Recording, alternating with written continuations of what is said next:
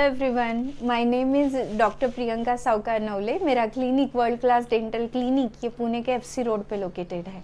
तो आज का वीडियो मैं जो बना रही हूँ स्पेशली उन पेशेंट के लिए है जिन्होंने रिसेंटली किसी दांत का एक्सट्रैक्शन किया है।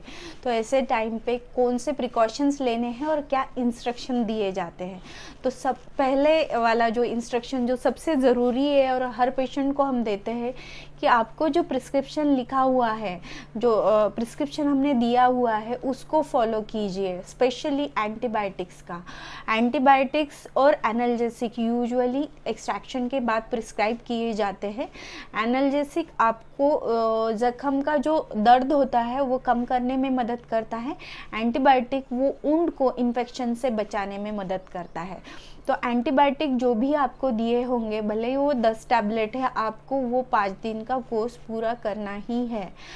एनाल्जेसिक का लेकिन हम पेशेंट को बोलते हैं कि पहले 2 दिन आप ले सकते हो, उसके बाद अगर आपको लगता है इतना पेन नहीं हो रहा है तो आप एनाल्जेसिक स्किप कर सकते हो, सिंस ये पेशेंट के ऊपर डिपेंड करता है।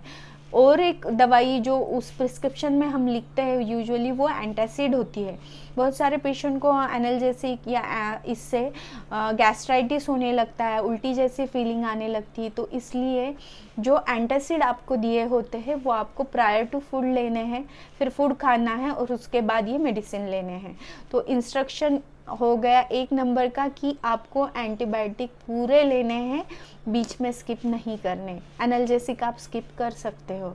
सेकंड इंस्ट्रक्शन, जब भी आपका एक्सट्रैक्शन होता है उस टाइम पे एक्सट्रैक्शन साइट पे कॉटन के साथ हम गॉस पीस रख देते हैं जो आपको चबा के रखने को बोला जाता है।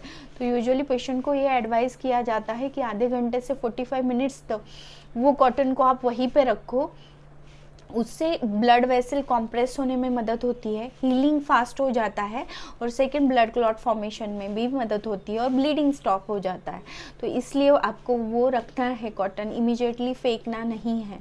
थर्ड इंस्ट्रक्शन ये फूड रिलेटेड है। जहाँ पे आपका दांत निकाला है वहाँ पे आप खाना मत खाओ, दूसरे साइड पे खाना चबाओ। ओके। फोर्थ इंस्ट्रक्शन, एक्सट्रैक्शन के बाद इमीडिएटली बहुत ज़्यादा हॉट फूड स्टफ़, बहुत ज़्यादा स्पाइसी फूड स्टफ़ आपको नहीं खाना है। जो भी खाना है वो ठंडा करके खाना है और सॉफ्ट फूड खाना है। कड़क चीज़ें आपको नहीं खानी। ये हो गया। फिर बहुत सारे पेशेंट को ये भी एडवाइस किया जाता है कि घर जाने के बाद आप आइसक्रीम खा सकते हो, जिससे कि जो ब्लड वेसल्स रप्चर हुए हैं उनको वेजिकॉन्स्ट्रिक्शन में आसानी होगी और ब्लीडिंग जल्दी से स्टॉप हो जाएगा। तो ये भी इंस्ट्रक्शन दिया जाता है। फिर पेशेंट को हमारी तरफ से हम ये भी बोलते हैं कि 24 आवर्स तक अगर पॉसिबल है तो ब्रश मत कीजिए, सिंस ब्रशिंग के साथ स्पिटिंग करना पड़ता है या थूकना पड़ता है, जो थूकना अच्छा नहीं होता एक्सट्रैक्शन के बाद, क्योंकि आपका जो ब्लड क्लॉट जहाँ पे आपका दांत निकाला है वो उसके साथ थूक के साथ जाने के चांसेस होते हैं।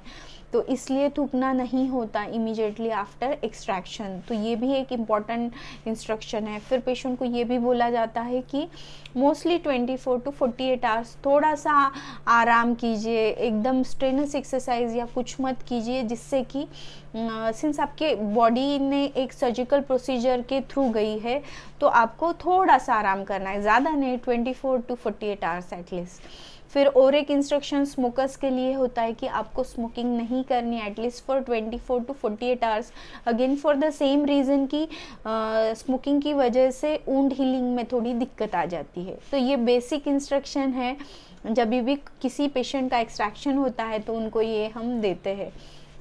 होप इस वीडियो द्वारा आपको मदद हुई होगी जानने में कि क्या बेसिक इंस्ट्रक्शन होते हैं। हाँ, और एक इंस्ट्रक्शन ये भी होता है कि अगर आपको वहाँ पे सूजन आ जाती है तो पहले 48 आवर्स के अंदर आप वहाँ पे कोल्ड पैक लगा सकते हो जहाँ पे एक्सट्रैक्शन हुआ है, ताकि वो सूजन कम होने में आसानी हो जाए और पेन कम हो जाएगा। मेरा चैनल ज़रूर लाइक कीजिए। अगर आपको कुछ भी डाउट है तो आप मुझे पूछ सकते हो। Bye bye, take care.